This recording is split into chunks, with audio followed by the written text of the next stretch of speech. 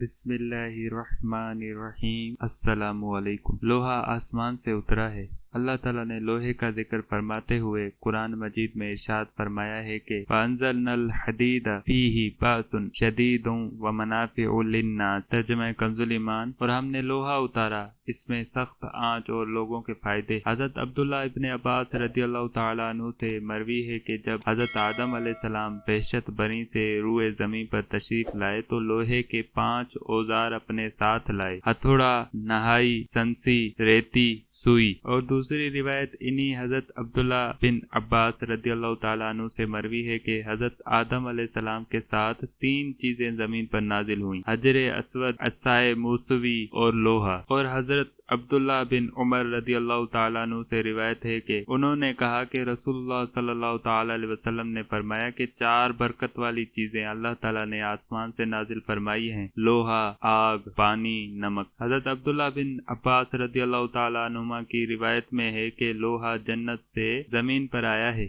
और हजरत अब्दुल्ला बिन उमर रदियल्लाहु ताला अन्हुमा की रिवायत में ये है कि लोहा आसमान से नाजिल हुआ है। इन दोनों रिवायतों में कोई खास तारुज नहीं, इसलिए कि जन्नत आसमानों के ऊपर ही है, तो लोहा जब जन्नत से उतरा तो आसमान ही से जमीन पर उतरा। लोहा एक ऐसी धात है कि हर सनत व हरफत के आलात इससे बनते हैं और हर किस्म के आलात जंग भी इसी से तैयार होते हैं। और इंसानों की जरूरियात के हजारों सामान ऐसे हैं कि बगैर लोहे के तैयार ही नहीं हो सकते। इसलिए कुरान मजीद में फरमाया गया कि वमनाफिउ लिन्नास, के इस लोहे में लोगों के लिए बेशुमार फवाइद व मुनाफे हैं। बहरहाल लोहा खुदावंद ताला की नेमतों में से एक बहुत बड़ी नेमत है, लिहाजा लोहे का हर सामान देखकर खुदावंद कुद्दूस की इस नेमत का शुक्र अदा करना चाहिए। वल्लाहु ताला आलम। अस्सलामु अलैकुम।